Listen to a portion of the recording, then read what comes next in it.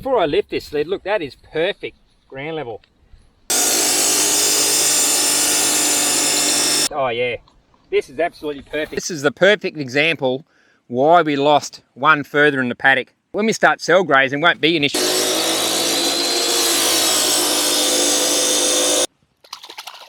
That one's full of water. The only thing Nick's got to do now is grab the Nico. We're marking these now with cell numbers, so they get 2 grazers off the one water trough before we've got to... G'day folks, Jason and Nick here on the Udderfarm. I've got Nick on the back of the camera today. Hey everybody!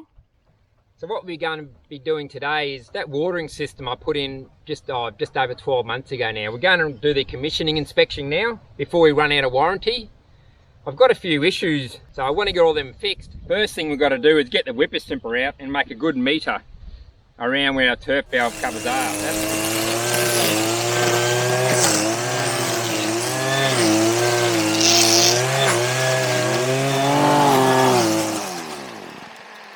Right, and that's done. We'll get Nick to come in with the tool and we'll lift that riser cover and we'll have a look.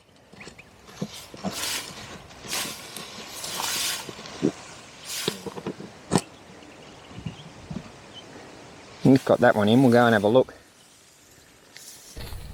Yeah, potentially had some full of water. We had a lot of rain, so that may have been just because of rain, because everyone we've opened so far have had no water in it. It may just be a collection because it's a low spot for the water to go in. That doesn't look too bad, Dale. Put that tool on top of there, Dale, and we'll close that lid and see how much clearance we got. So that's probably 20 mil. If that lid can go back on, we got plenty of clearance. No, that's rocking. So we got less than 20 mil clearance on that one. I'm assuming after 12 months, that wouldn't sink anymore, but we'll let the experts make that choice. I walked over to this one and gave it a shake. This is the other issue. With these timeless T-posts I've put into the ground, originally I had them too high up here and they could rub under their breastplate, and I noticed they were doing under their flank, under the belly, they were stepping over it and rubbing it.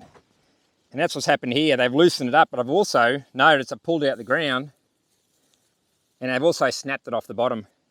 Like, don't get me wrong, I love timeless posts, otherwise I wouldn't become a distributor. But it's the issue with when you got one post, it's taken all the load. It's not load sharing. So when they're bending it, because it's flexible, they bent it that much, it snapped off at the ground. But that's going to happen with a steel picket too. We've had steel pickets and cows rub against them. Thing is, this does come back. This lasts a lot longer than the steel picket. They bend this off at the ground, it either loosens the ground or it bends the star picket and doesn't come back. To overcome that issue, what I'm going to be doing is, I've got some 1.8 meters, which is about 6 foot galvanized star pickets here. I'm going to cut them in half and pull the timeless PVC out the ground and put these ones in livestock rub on galvanized or any star picket for that matter, and it cuts them all along underneath on their flank and their breast. So I'm hoping that I can put that on. We'll probably end up wiring on. We were going to zippy tie. I might try a cross between zippy ties and wire and find out what lasts the longest.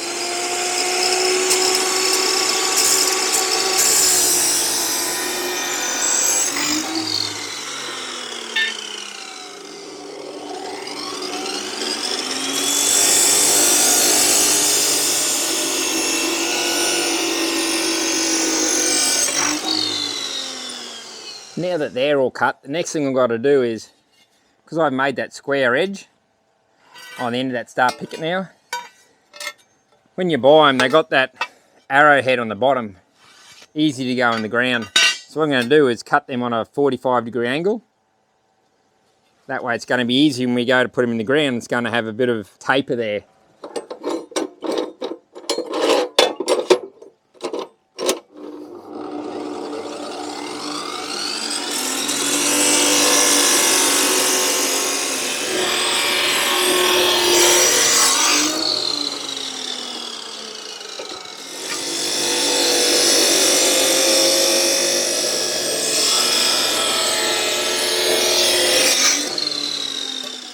I will admit, it's not the optimum angle. As you can see, Normal star picket has got that arrowhead, and the thickest point is in the centre there. The cross-sectional area is thicker there than it is across the side walls.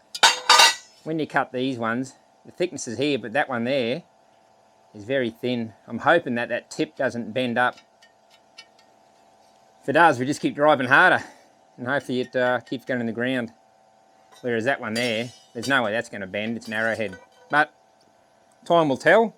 Doesn't come back. So what I'm going to do now, in place of this, take that out.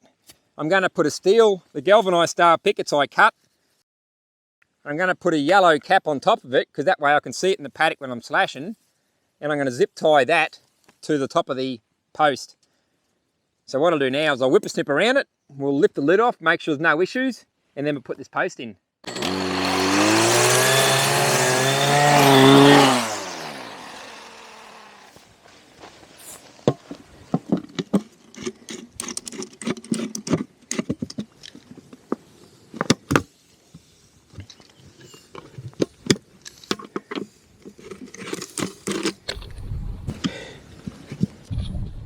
Before I lift this lid, look, that is perfect ground level.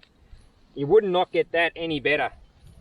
Now the condition underneath, oh yeah, this is absolutely perfect. That's got, I reckon, 40 to 50 mil clearance from the top of this lid, and it's dead level, dead flat, flush to the ground. It's not gonna, it hasn't sunk like the rest of them, and it's got no water.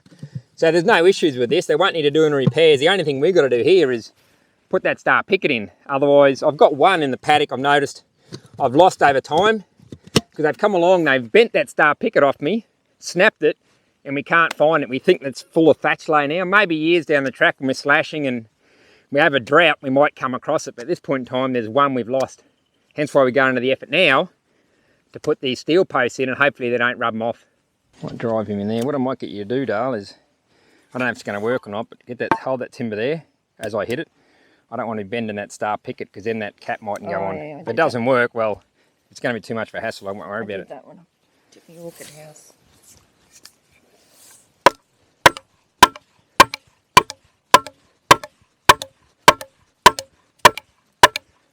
Go down with it level, Dale, because that's going to bend otherwise. Yep, that's it, Dale.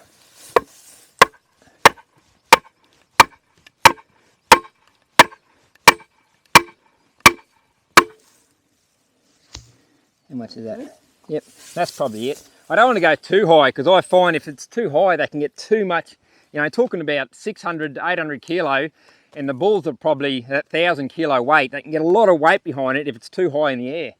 This way, it's higher than belly height. They can only get their head on it. So they're going to get limited amount of pressure or weight behind it if it's head only. So what I do now is this just goes onto here.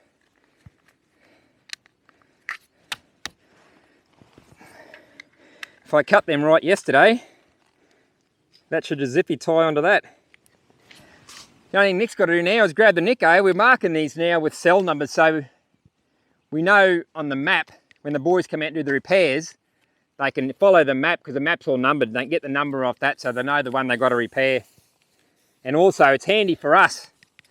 If we get people looking after the farm, we can just give them our maps, and they can see where the watering points are off the map. Then they can just come out and locate the number to make sure they're in the right place. While Nick's writing that number on there, what we're also going to do is, once the guys have done the commissioning, my cousin came up with this idea. On top of those riser caps, or the turf cover caps I should say, we're going to pull them out and paint them fluoro pink, because they can get covered in grass at times and they're very hard to see.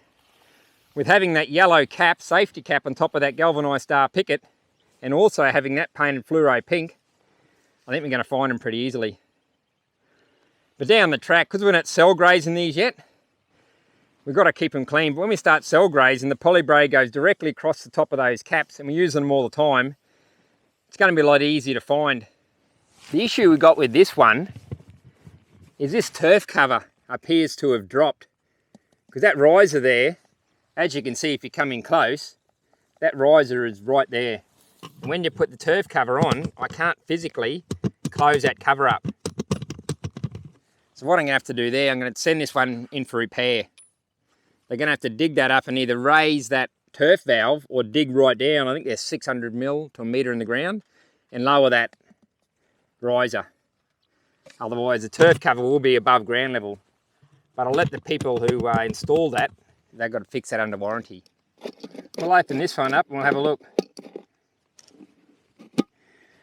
I've already done the whipper snipping on this. Yeah, this is the other issue we've got. That one's full of water. It's the first one we've come across today that has been full of water.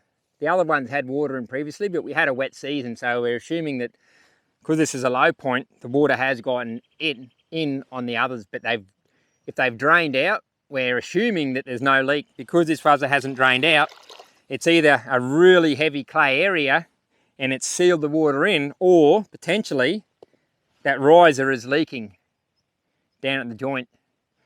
So we'll let the boys to have a look at this and they can determine whether it's, they may have experienced it before, whether it's a leak or whether it's just the clay holding the water in. Put it back on and I'll sort that out with the crew when they get here. We've come across this one now, and this is the perfect example why we lost one further in the paddock. The grass is not too high here, we're very lucky. If Nick comes in and shows you, this is where it's snapped off at the ground. See there, it's snapped off and this is lying here.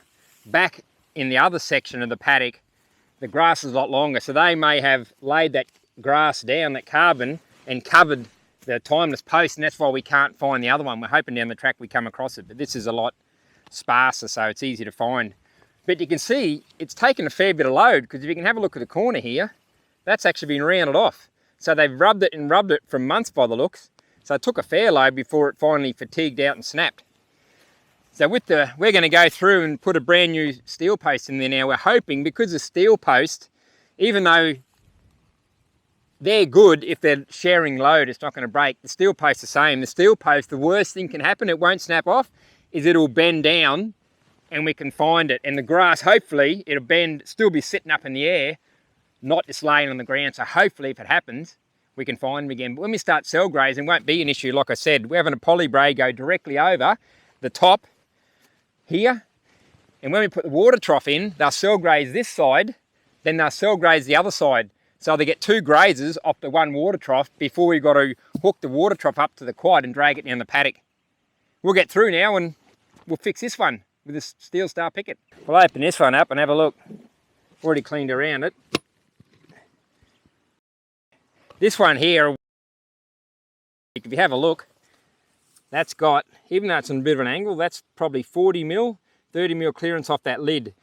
And with ground level, it's probably 50, 60 mil below ground. But like I said, you can't really do any better than that. It's going to obviously sink a little bit, but that's not going to sink anymore. It's been 12 months, so that is close to perfect. The only other thing that would be better if that was up that 50 mil and right at ground level, but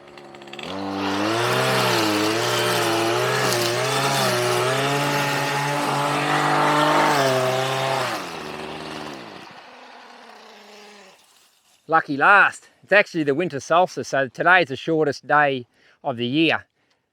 I think it's probably, I think it's about 4:30 in the afternoon, 4:45, and already the sun's gone over the horizon. I don't recommend doing that, what I just did. I lost my sunglasses as I was pulling that lantana there before.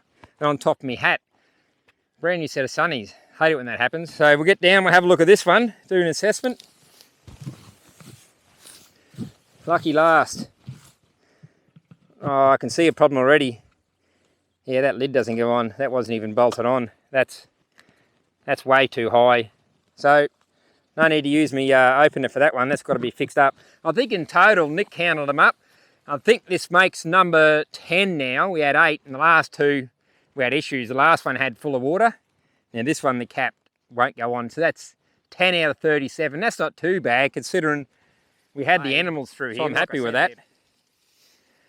The only other issue we had, can't remember the other issue I was thinking of. I thought, I better bring that up in the video. Nah, I've lost it now. Yeah, no, it doesn't matter. Anyway, guys, have a good morning. Have a terrific afternoon and an awesome, actually, I remember what it was now. I just about finished. The only other issue I had is with me commissioning inspection, I was going to go around all the caps and put in the hose, because what happens when we first started with the first couple, on my little water trough, when they cut those pipes, all the plastic, the poly pipe must have went up. They put the joiners in, and as the bits of poly pipe come up through me, through into the water filter, it choked up my filter. And I wonder what's going on. When I took the filter out, there's all black bits of plastic in the filter. That's why when me trough wasn't working. Once I cleaned that out, it was all right. So the only thing I do now is when I come to a new upright that I've never used, I put the hose in and let it run for about 5 minutes, and that gets all that PVC, or should I say poly pipe, out, and that way it's not blocking up the water flow. That way when the cows drink it, they're always getting water. Anyway guys, have a good morning, have a terrific afternoon and an awesome evening, wherever you're watching this from, and we'll catch you later.